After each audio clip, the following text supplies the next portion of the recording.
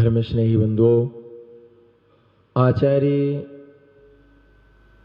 पूज्यपाद स्वामी ने इरियापत भक्ति के अंतर्गत इस प्रतीकमण इरियापत भक्ति के अंतर्गत प्रमाद से उत्पन्न हुए दोषों से निर्वृत्ति का उपाय बतलाया।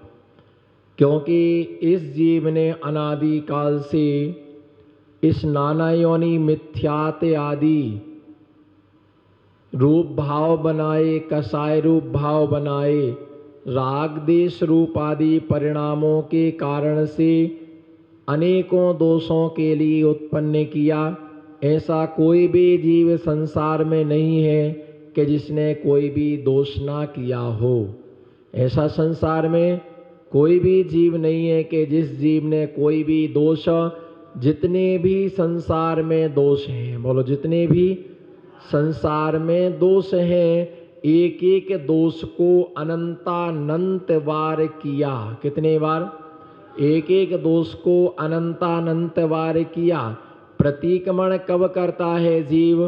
प्रतीकमण जब करता है जब व्रती बनता है। व्रती महाव्रती प्रतीकमण करते हैं। बाकी सामान्य ग्रस्त सामान्य श्रावक प्रतीकमण के विषय में जानता ही नहीं है कि वास्तविकता में प्रतीकमण नाम का धर्म भी कोई चीज हमारे जैन आगम में है ना। प्रतीकमण नाम की चीज हमारे घर में, हमारे यहाँ कोई चीज है।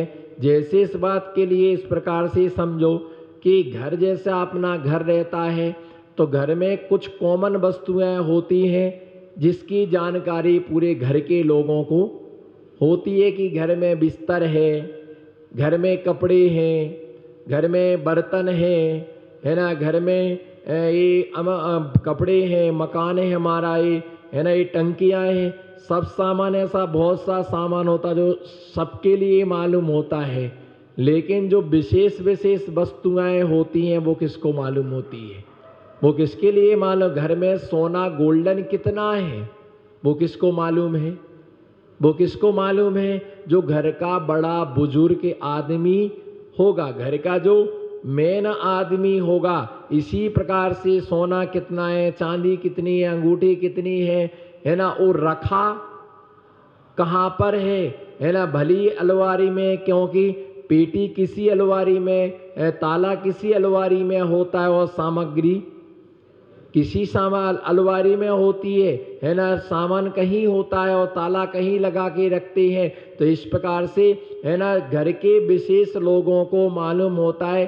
कुछ कुछ सामग्रियां बहू को भी मालूम नहीं होती है ना। किसको मालूम है ना, सास के लिए मालूम होती है। कुछ सामग्रियां बेटे को मालूम नहीं होती हैं, वो सिर्फ पिताजी को क्या होती हैं, मालूम होती हैं। इसी प्रकार से हमारा जो धर्म है, तो कुछ धर्म सबको मालूम होता है। बोलो कुछ धर्म श्रावक को भी मालूम होता है कि पूजा करना चाहिए, अभिषेक करना चाहिए, दान देना चाहिए। लेकिन विशेष विशेष जो धर्म है वो सिर्फ साधुओं को क्या होता है, मालूम होता है कि प्रतीकमण भी धर्म है। बोलो प्रतीकमण भी धर्म है। अतिक्रमण कर्म है, अतिक्रमण कर्म है तो प्रतिक्रमण, अतिक्रमण कर्म है तो प्रतिक्रमण धर्म है। और प्रतिक्रमण का मतलब होता है स्वयं की आलोचना, स्वयं की निंदा, स्वयं के पापों का प्रक्षालन। कि हमने झूठ बोला हो तो भाई मेरा दोष मिथ्या हो, है ना, इसी का नाम क्या है? प्रतिक्रमण। अगर मैंने चोरी की हो तो भाई मेरा दोष क्या हो? मिथ्या हो। जो अपने आप के लिए अपराधी घोषित करे, बोलो जो अपने आप के लिए अपराधी घोषित करे, वह व्यक्ति उससे छूटने का क्या करेगा? जो व्यक्ति अपने आप को अपराधी माने, वो व्यक्ति उससे छूटने का क्या करेगा? प्रयास करेगा। लेकिन जिस व्यक्ति ने अपने दोष को कबूल ही नहीं किया है, वो ये कह रहा है कि हमने कुछ किया ही नहीं, हमने कुछ किया ही नहीं। जिस व्यक्ति ने अपना दोष कबूल नहीं किया है, जिस व्यक्ति ने अपना दोष कबूल नहीं किया है, वो व्यक्ति कभी प्रतिक्रमण करने के लिए राजी, जिसे ऐसा लगता है कि हाँ कुछ तो मेरे से गलती हुई है, कुछ तो मेरे से गलती हुई है ना। ऐसे कई लोग ऐसे रहते हैं कि जो गलती तो करते हैं पर वो गलती की जानकारी, गलतियों का हिसाब, कौन सी गलती है। अब किसी व्यक्ति को ऐसा लग रहा कि हम अस्वस्थ हैं, क्या है, बोलो क्या है, हम अस्वस्थ हैं, तो डॉक्टर साहब के पास गए और डॉक्टर साहब से कहा कि डॉक्टर साहब स्वास्थ्य ठीक नहीं है, आप हमें क्या दे दीजिएगा।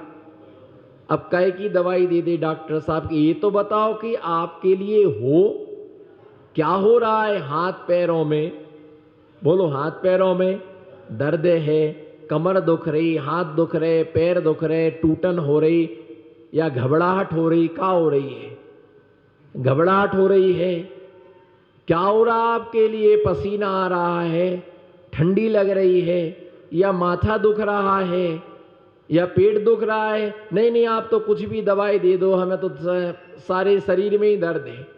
अरे ऐसे कैसे दवाई दे दे, वो पहले चेक करेगा, पता करेगा। इसी प्रकार से हमने बहुत पाप किए हैं, आप तो कुछ भी बता दो हमारे लिए, आप तो जो कुछ देना हो आप तो दे दीजिए। अरे भाई तुमने हिंसा की उसका विभाग अलग है, चोरी की उसका विभाग अलग है, कुशील सेवन किया उसका विभाग अलग है, परिग्रह संग्रह किया उसका विभाग अलग है, झूठ बोला है उसका विभाग अलग है, अगर तुमसे कोई नियम भंग हो गया है तो उसका विभाग, हर चीजों का विभाग क्या होता है, अलग होता है। जैसे मान लो अगर शिक्षा ग्रहण करना तो कहाँ जाना पड़े, किसके पास जाना पड़ेगा, है टीचर के पास। लेकिन टीचर भी अलग अलग हैं, इंग्लिश मीडियम, बोलो इंग्लिश मीडियम, बायोलॉजी, साइंस है ना, क्या तुम मैथमेटिक्स, तुम क्या सीखना चाहते हो। तो अगर हिंदी सीखना चाहे तो हिंदी वाले टीचर के पास जाओ, इंग्लिश मीडियम है तो इंग्लिश वाले टीचर के पास जाओ। इसी प्रकार से कोई समस्या हो गई, विवाद हो गया तो निपटे कैसे, वकील के पास जाओ, और बीमार हो गए तो डॉक्टर साहब के पास में जाओ, है ना। बैंक में यदि पैसा जमा करना है तो इंजीनियर से, है ना, मैनेजर, बैंक का मैनेजर है, मैनेजर के पास में आप जाइएगा। तो इस प्रकार से जो जिसके पास में व्यवस्था है उसके पास में जाने से, इसी प्रकार से अगर तुम्हारे लिए अगर शिक्षा ग्रहण करना है तो उपाध्याय परमेष्ठी, बोलो कौन, शिक्षा ग्रहण करना है तो, और दीक्षा लेना है तो आचार्य परमेष्ठी। और अगर आपको कोई विधान करवाना है तो पंडित जी के पास जाओ, किसके पास, बोलो पंडित साहब। अगर शिक्षा लेना हो तो, हाँ शिक्षा लेना हो तो जोर से बोलो, शिक्षा लेना हो तो उपाध्याय के पास, और दीक्षा लेना हो तो आचार्य के पास। कोई पूजा विधान कराना हो तो, पूजा विधान कराना हो तो पंडित जी के पास में जाओ, और अगर 7 फेरे पढ़वाना हो तो अभी पंडित जी के पास में जाओ, और मुहूर्त निकलवाना हो तो, है बोलो, मुहूर्त निकलवाना हो तो भी पंडित जी के पास में जाओ। आदमी जैसे ये पंडित जी बैठे, अगर इनकी किसी ने शादी कराई हो ना, शादी कराई हो तो अगर एक ही मिल जाए ना तो लोग इतने खुश हो जाते, इन्होंने मेरी क्या कराई थी, बहुत बढ़िया, बहुत बड़ी लंका जितवा दी तुम्हारे लिए। वो ऐसे ऐसे खुश होके बताते, इन्होंने ही मेरी शादी कराई थी, बोलना इन्होंने बहुत अच्छा काम किया, कर्म का कल्ला। मेरे सामने बोले तो मैं समझाऊं उसके लिए, यही पंडित महाराज जी, यही पंडित जी हैं, इन्होंने मुझे क्या कराया था, मेरी शादी कराई थी, 7 फेरे लगवाए थे, इसीलिए आज तू संसार के फेरे लगा रहा है, उसको अच्छे से देख रहा है ना। ये सोचना चाहिए कितना गलत आदमी है, बोलो ये कितना गलत आदमी है। इसने मुझे है ना, और बच्चे मिले ना तो ये नहीं कहना इन्होंने शादी कराई थी, तुम्हारे बच्चे साथ में हो तो ये कहना ये इनकी कृपा है।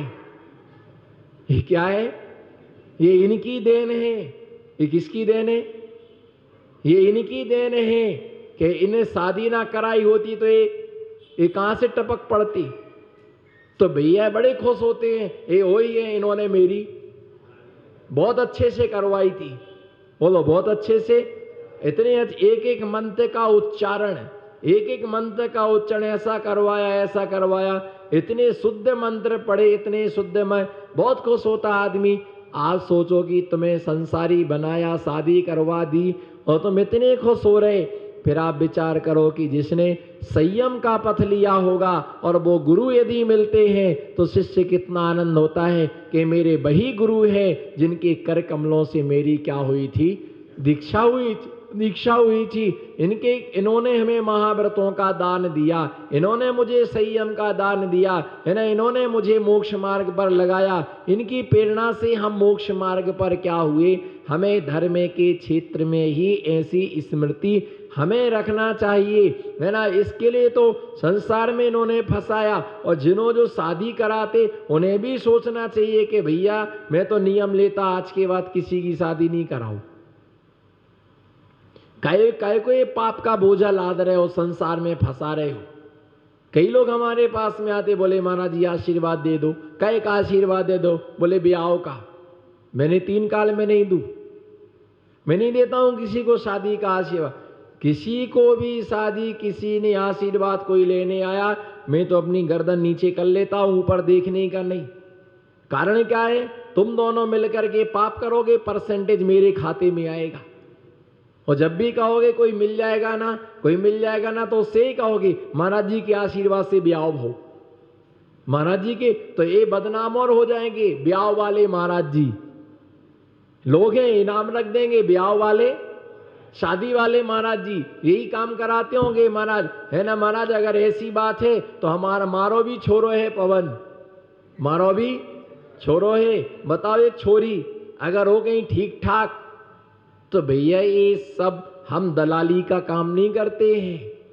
हम क्या ब्याह की दलाली का काम नहीं करते हैं कि किसी के ऐसे में वो दोनों पाप करते हैं, और उसका परसेंटेज जो व्यक्ति है ना करता है, करवाता है, अनुमोदना करता है ना, उसके पाप का भुगतान उसे भोगना पड़ता है। इसलिए साधु जो होते हैं, साधु जन, बोलो साधु जन, सांसारिक क्रियाओं में किसी भी प्रकार से रुचि, संसार के किसी भी कार्य में वो रुचि नहीं लेते हैं। और दूसरी बात यह है कि विशेष बात यह है कि संसार के कार्यों के विषय में हमें कभी किसी साधुओं से पूछना भी नहीं। सांसारिक कार्यों के विषय में कभी हमें साधुओं से पूछना भी नहीं चाहिए। उन्हें संसार के कार्य में कभी उलझाना भी नहीं चाहिए, क्योंकि वो किसके लिए साधु बने? वो अपनी आत्म ध्यान के लिए, अपने आत्म कल्याण के लिए उन्होंने इस मोक्ष मार्ग के लिए स्वीकार किया है। मोक्ष मार्ग के लिए कोई भी जाप करता है तो वह अपने लिए करता है, पूजा करता है तो वह अपने आप के लिए करता है, स्वाध्याय करता है तो वह अपने आप के लिए करता है। लेकिन इस श्रावक की जो पूजा है ना, पूजा है, इस पूजा के लिए त्रियंच भी कर सकता है। कौन? त्रियंच भी कर सकते हैं पूजा। उनके पास चढ़ाने को द्रव्य नहीं है, वो भाव पूजा भगवान के समोषण में जाकर के त्रियंच भी पूजा कर लेते हैं, देव भी पूजा कर लेते हैं। मनुष्य तो खैर पूजा करते ही हैं, पर मनुष्य देव भगवान की पूजा कितनी भी कर ले, लेकिन देव प्रतिक्रमण नहीं कर सकता है। क्या नहीं कर सकते हैं? देव प्रतिक्रमण नाम का जो धर्म है, वो धर्म देव से नहीं होता है ना, क्योंकि वहां व्रत नहीं होते हैं। देवता स्वाध्याय कर सकते हैं। देव क्या कर सकते हैं? देव स्वाध्याय कर सकते हैं, लेकिन देव कभी क्या नहीं करते हैं? प्रतिक्रमण नहीं करते हैं। कारण क्या है? उनके व्रत नहीं होते, और उनके प्रतिक्रमण करने के भाव भी नहीं होते हैं। इसलिए इरियापद भक्ति के अंतर्गत ये दिया था कि भगवान मेरे द्वारा कोई दोष हो गया हो तो भाई मेरा दोष क्या हो? मिथ्या हो। अगले छंद में आचार्य महाराज यहाँ कह रहे, पापिष्ठे ने दुरात्मना जड़ धिया, माया बिना लोभिना, रागद्वेषाभिमानिना, द्वेष मलीमसेन मनसा दुष्कर्मयन् निर्मितम् ते लोक्याधिपते जिनेन्द्रे भविता श्रीपादमूलेऽधुना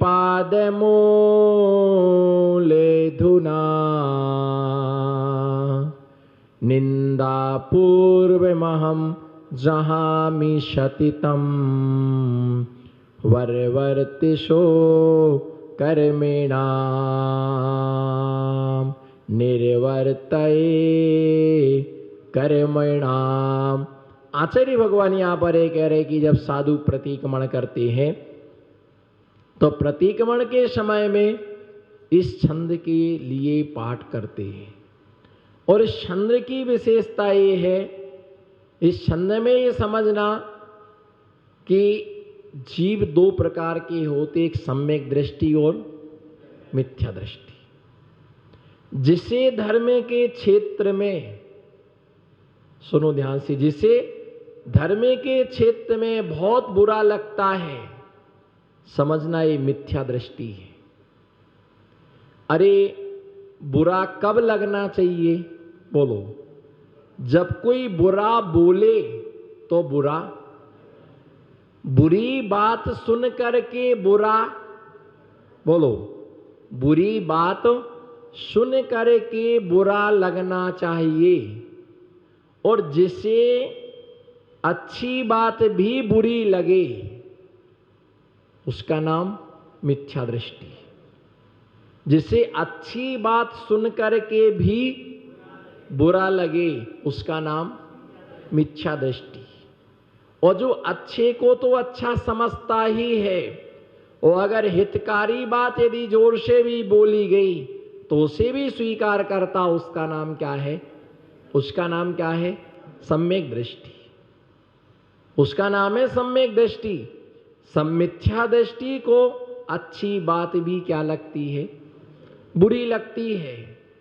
वो बुरा मान जाता है। उसने कहा कि भैया पूजा थोड़ा धीरे से करो, इतने जोर से क्यों चिल्ला रहे? और लोग भी क्या कर रहे हैं? पूजा कर रहे हैं। इतना उसके लिए अच्छे से कहा तो अभी उसको क्या लग गया? वो आदि पूजा छोड़ करके चला गया। और मालूम क्या कह के गया? कि अब आज के बाद में कभी पूजा में, मैं आज के बाद कभी पूजा में नहीं आऊंगा। भैया अभिषेक कर रहे तो जल थोड़ा सा, कई लोगों का ऐसा नियम है।